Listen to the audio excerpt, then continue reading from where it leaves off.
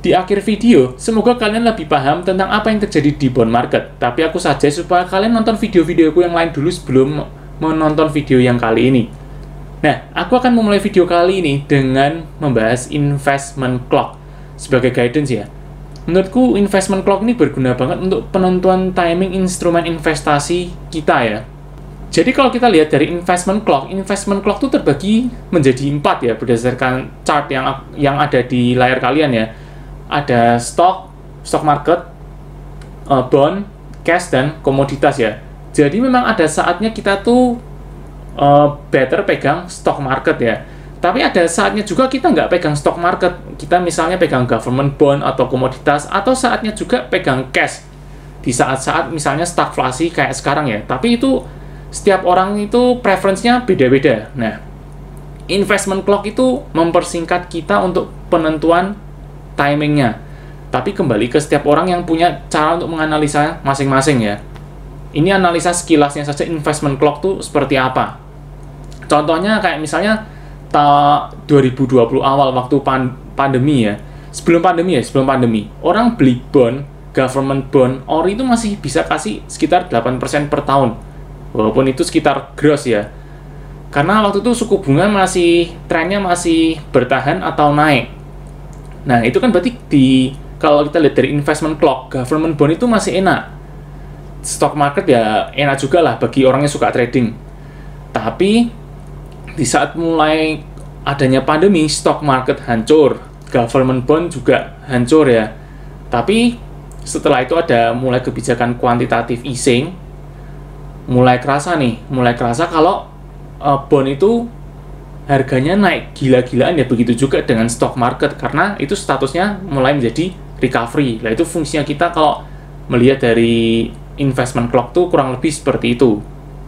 Selain itu, kalau kita lihat ekonomi makro beberapa bulan yang lalu ya, waktu isu-isu awal terjadi perang Rusia-Ukraina, harga minyak per barrelnya sempat naik, mahal banget ya, sempat naik di atas 100 lebih, aku lupa sampai berapa. Itu kan berarti kita pegang komoditas enak ya. Nah, setelah itu kita masuk ke tahap stagflasi, di mana untuk ekonomi growth-nya itu lambat tapi inflasinya tinggi. Masuk tahap stagflasi di mana cash itu juga nggak salah loh kalian pegang cash. Sekarang aku akan share ke kalian kejadian yang mungkin terjadi beberapa tahun lalu, tapi yang mungkin efeknya itu kalau kita urut-urutkan baru kejadiannya sekarang. Tapi ini disclaimers on ya, karena ini berdasarkan catatanku sendiri. Jadi di sekitar 2018, bulan Agustus seingat aku ya, itu terjadi yang namanya inverted yield curve, yang bisa kata pakar ekonomi itu sebagai awal mula terjadinya resesi. Jadi inverted yield curve itu adalah kurva imbal hasil yang terbalik, yang terjadi antara short term dan long term. Jadi umumnya orang itu mengekspektasikan bahwa uang itu akan lebih berharga sekarang daripada di masa depan. Tapi dengan terjadinya inverted yield curve, itu malah justru asumsinya terbalik. Uang itu lebih berharga di masa depan daripada di masa sekarang. Karena kalau kita mengikuti prinsipnya time value of money, uang itu juga pasti lebih berharga sekarang daripada masa depan, karena terjadinya inflasi ya.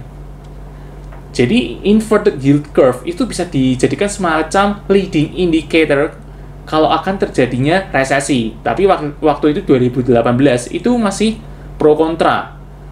Yang pro mengatakan ini pasti akan terjadi resesi, karena kalau dilihat dari data, terjadi resesi itu biasanya terjadi sebelumnya tuh ada inverted yield curve ini. Tapi yang kontra mengatakan belum tentu, bisa saja itu cuman inverted yield curve-nya terjadi tapi besok-besok tidak terjadi resesi. Jadi pro dan kontra. Tapi sekarang sudah mulai kelihatan beberapa negara yang mengalami resesi, yang dimulai dari 2018 di Amerika terjadi inverted yield curve ini. Oke, kita lanjut lagi ya. Jadi di tahun 2020 ternyata terjadi pandemi yang efeknya itu secara masif atau global. Dan gara-gara pandemi ini banyak pabrik-pabrik yang mem-PHK karyawan-karyawannya, dan otomatis unemployment rate-nya itu tinggi. Dan kejadian ini tidak bisa didiamkan karena ekonomi otomatis grafiknya slowdown-nya cepat, dan pasti dibutuhkan intervensi yang otomatis dari pemerintah, yaitu quantitative easing. Nah, quantitative easing itu salah satunya dengan menurunkan suku bunga dan menginjek uang sebanyak-banyaknya ke market. Jadi kebijakan kuantitatif easing itu dianggap semacam pro kontra. Pro karena dianggap sebagai solusi untuk masalah short term, tapi dianggap kalau kuantitatif easing ini akan menimbulkan masalah di long termnya. Nah, tapi karena suatu kebijakan pasti ada pro dan kontranya lah. Tapi karena saat itu statusnya darurat dan dibutuhkan intervensi, akhirnya tetap dilakukanlah kuantitatif easing. Kuantitatif easing itu dilakukan dengan mencetak uang sebanyak-banyaknya ke market. Dengan menginjek uang sebanyak-banyaknya ke market. Jadi pabrik-pabrik yang dulu mem-PHK bisa mempekerjakan karyawannya lagi, bisa melakukan pinjaman dengan bunga yang rendah, melakukan ekspansi, orang-orang bisa melakukan kredit rumah, kredit mobil, cicilan. Intinya orang bisa melakukan banyak spending. Makanya waktu itu Indonesia juga menerima imbasnya. Indonesia juga ada kuantitatif easing ya dari Bank Indonesia. Kita juga waktu itu ada PPNBM untuk pembelian mobil.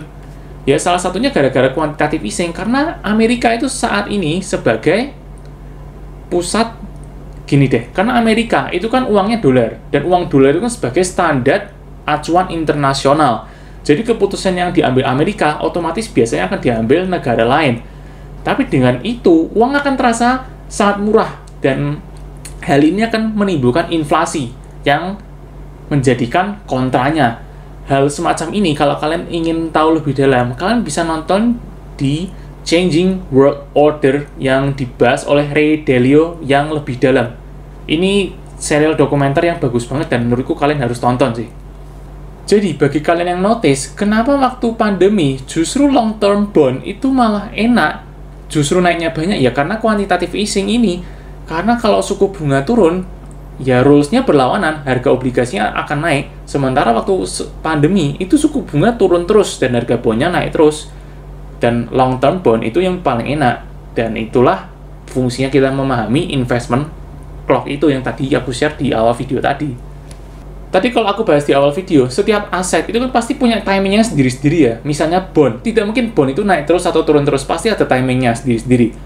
Nah, setelah bond itu mengalami masa-masa emasnya waktu kuantitatif easing, terciptalah inflasi yang tinggi banget, yaitu di masa ini. Yang kalau kita lihat berita beberapa waktu yang lalu, inflasi AS itu sudah tertinggi selama 4 dekade terakhir. Sri Lanka kena krisis atau hampir bangkrut ya kemarin itu ya. Terus terjadi perang Rusia-Ukraina yang otomatis mengkerek harga-harga bahan pokok, harga-harga bahan bakar, yang otomatis mau tidak mau Amerika harus mengubah kebijakan kuantitatif easing-nya menjadi QT atau quantitative tightening. Yaitu yang selama ini Amerika dari The Fed menginjek uangnya ke market, uangnya itu mulai dikurangi secara agresif. Maksudnya yang dulu diinjek secara agresif sekarang mulai dikurangi perlahan-lahan, yaitu dengan menaikkan suku bunganya. Yang kemarin beberapa waktu lalu sudah menaikkan suku bunganya menjadi agresif ya, dari 0,75% menjadi 1,75% ya. Nah, kebijakan Amerika untuk melakukan QT atau tapering itu otomatis membuat bond, long term bond terutama, itu mengalami koreksi yang cukup dalam. Jadi kalau QE kita menikmati keemasan dari long term bond, QT sekarang kita melihat harga bond itu koreksi sedalam-dalamnya. Karena kita nggak tahu sampai kapan Amerika tuh akan melakukan QT-nya. Apalagi di masa-masa sekarang, masih stagflasi ya, ekonomi growth-nya masih rendah, tapi inflasinya masih tinggi-tingginya begini. Dan jadi nggak ada yang tahu QT-nya itu sampai kapan. Jadi dengan adanya QT, uang yang sempat masuk ke emerging market waktu adanya QE, sekarang lari kembali ke negara-negara maju seperti US, karena suku bunganya mereka naik, otomatis long-term bond-nya terkoreksi. Dengan US atau Amerika menaikkan suku bunga, itu pasti efeknya akan domino. Karena otomatis yang dulu waktu QE orang banyak spending, banyak kredit, dengan adanya QT, suku bunganya naik, otomatis kreditnya naik, orang akan less spending, dan orang akan prefer untuk saving. Jadi, kalau di beberapa video yang lalu, aku prefer untuk yang short term, itu yang non-floating rate, sekarang malah justru aku prefer untuk kalian yang mau beli bond, government bond, aku prefer kalian untuk beli yang government bond yang floating rate.